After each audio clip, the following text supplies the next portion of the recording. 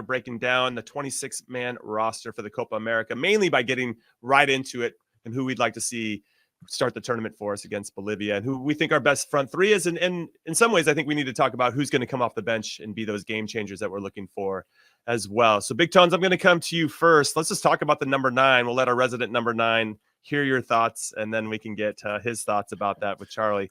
But why me first? Why not? Because why not? We got Brendan Aronson as an option. Flo Balogun is in. Pepe, Christian Pulisic, Josh Sargent, Timo Weah, Haji Wright. Those are all kind of listed attacking players. Obviously, Gio would factor into that too in some capacity. But didn't see a lot of Haji Wright.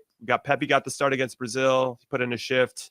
Balogun came on as a super sub. Maybe that's the best role for him. And I don't know. I guess it kind of depends on the opponent per se. But no big surprises here other than Josh Sargent remaining with the team despite having an ankle injury, not featuring in any of the 2 games.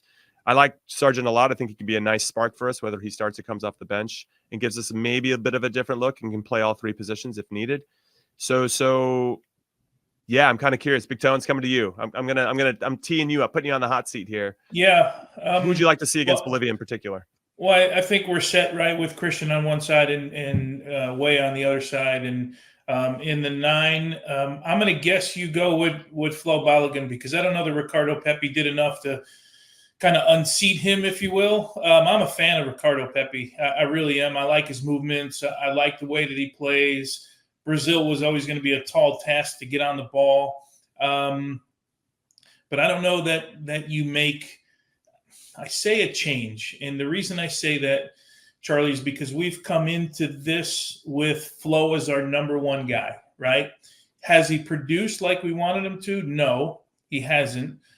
Do we expect more out of him? Certainly. Does he understand the players around him? At least it doesn't look like that right now. And do they understand him? No. But I think if you make that change right now in the first game, it becomes a big talking point. And you guys know the last thing you want going into competitions is a lot of noise. And that, for me, would be the biggest noise. I don't think the number 6 is a lot of noise if Tyler Adams is not fit. It's whoever Greg wants to play. I don't think anyone's going, oh, you played Johnny over Eunice, or you played Eunice. But at the 9 position, if we make that change right now, you're answering a lot of questions about that. And I don't know that you want that right now. And I don't know that anyone's done enough to sort of unseat him at the moment. If Josh was fit, I would have thought he would have had a shout. Mm-hmm.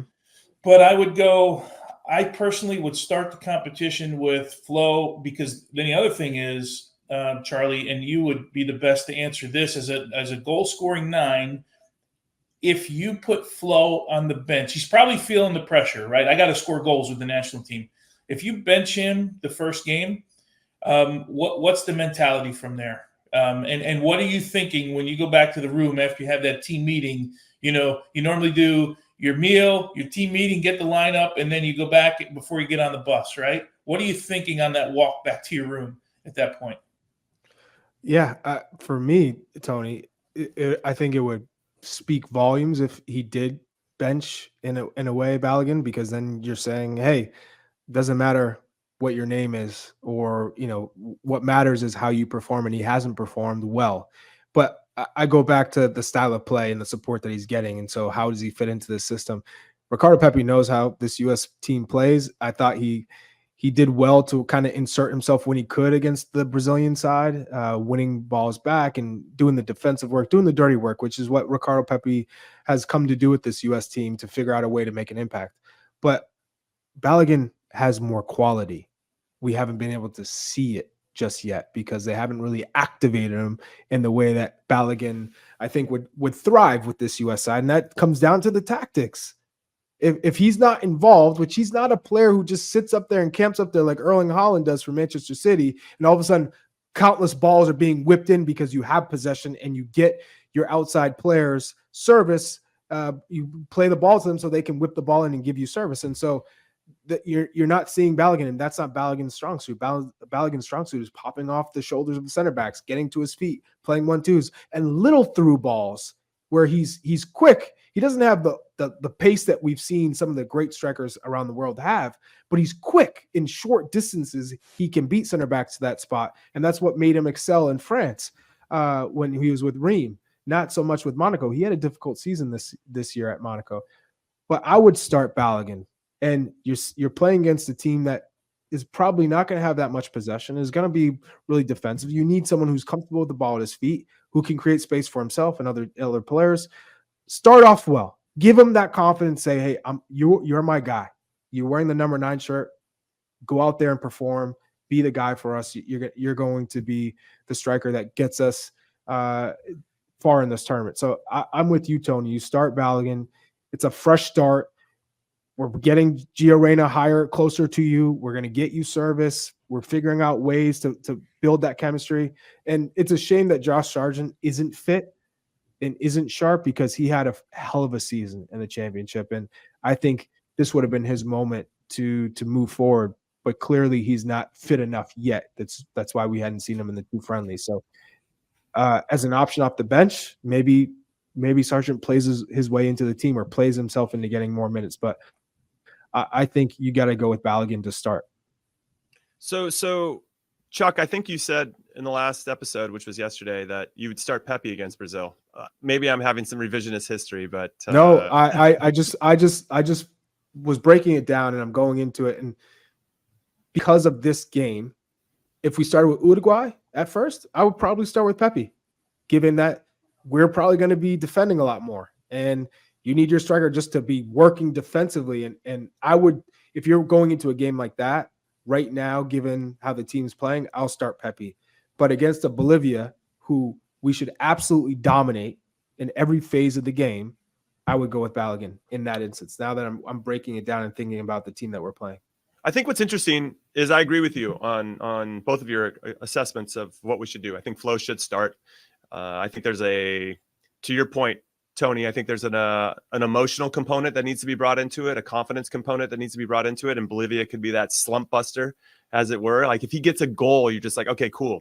Now we're going to see Flo with some confidence. Because right now he's not touching the ball a lot. And it feels like that's by design in some ways, because Ricardo. But that doesn't suit his game. It doesn't. So here's where my frustration comes in is that I'm going to reference this again, because at halftime against Colombia, they talked to Greg, and Greg basically said we got to get more crosses into the box. Again, I'm paraphrasing, but that was what he was intending or intimating, and that's not Flo's game.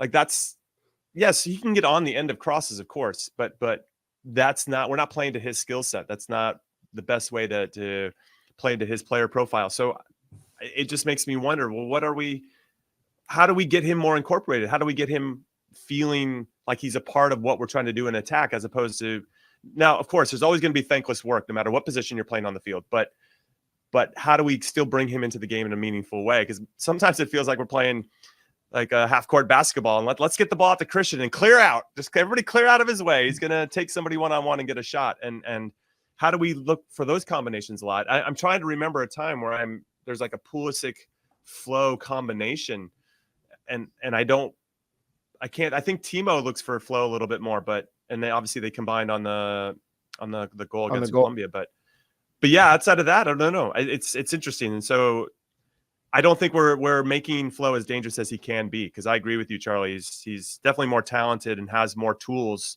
in his tool belt than Ricardo Pepi, but Ricardo Pepi does a little bit more of that thankless work, or is more willing to do that thankless work. Tones, chime in, please. Didn't Timothy Weah, I'm trying to think back, wasn't it Timothy Weah that fed Flo for his first goal for the U.S. team? I can't remember. Almost the same area that Weah scored against Colombia. Wasn't it Gio? It may have been Gio, but that type of run, right? Yeah. It was Gio. That type of run, I think, is where we're not fighting him. But if you're going to be a counterattacking side, and that's what we were against Brazil. We were a counterattacking side outside of a couple build-outs when they pressed us in the second half. How much is your number 9 really going to touch the ball, right? I mean, think about it. Your counterattacking side normally comes from a pass that's sprung through the midfield, and then everybody's running forward, and everyone gets kind of one touch, right? You get one opportunity on the ball, and it gets to the next station. You really don't touch the ball a lot. If you're a build-up side like we want to be, Then it's Jimmy, what you're talking about, right? It's combinations. How many times have we seen him back to the goal on top of the box, peeling off and getting a ball, playing it to somebody else or slipping some? We don't see a lot of that because I don't think that's the way our team has played, although I feel like that's the way we were told we were going to play, right? I mean, look at you, to your point, Tony, Jesus Ferreira.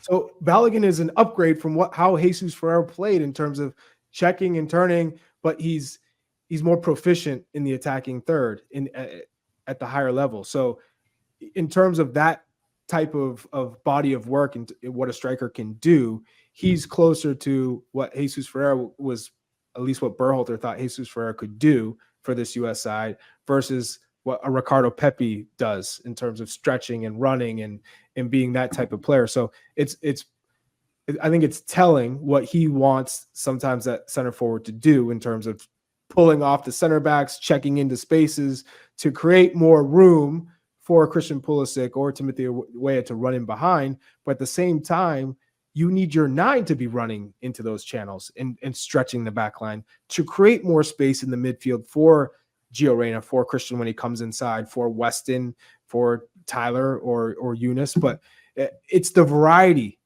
That's what makes us good, is when we're not predictable, like you said. When we have our center forward making those types of runs, making runs in behind, because it's easy if you play with 2. But when you're playing with 1, that 1 forward has to be able to do different things. And depending on the team that we're playing, being able to fit into tactically against a Bolivia, Panama versus a Brazil, Colombia, and knowing what the game is asking in certain moments throughout those 90 minutes. Sometimes, yeah, you got to defend and work your ass off versus, hey, counterattack, there's space, or hey, we have possession for this spell. Let me get some touches. Let me try and pull a center back, or let me come into space and turn and run at the center backs.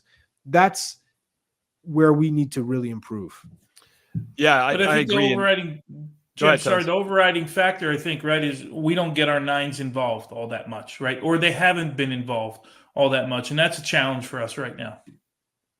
Yeah, what I was going to add is I like our depth. So even if Flo starts, you got Pepe can come off the bench. He very clear on what he can provide. If Sargent's healthy, he's another nice bright spot that I think we could change a game for us with 30 minutes left with some tired legs. Haji Wright already proved that in the Nations League, that he could be a spark off the bench for us as well. And if he starts, he can be an asset. And clearly Gio Reyna, they're friends and played against or with each other for a long time. He looks for him in a different way, I think, at times, or they understand each other in terms of how to peel off and create passing lanes and all that, which is impressive. And then you have Brendan Aronson, who can be our Energizer Bunny if we need somebody who can do a lot of different things too. So I'm actually pretty pleased with our depth overall. It's just a matter of who we start and ultimately when we make those subs, the timing of our subs, and that's going to be on the coaching staff to make those decisions. Because as Big Tones knows at TST, the subbing is key if you want to win anything of consequence. Key subs is important.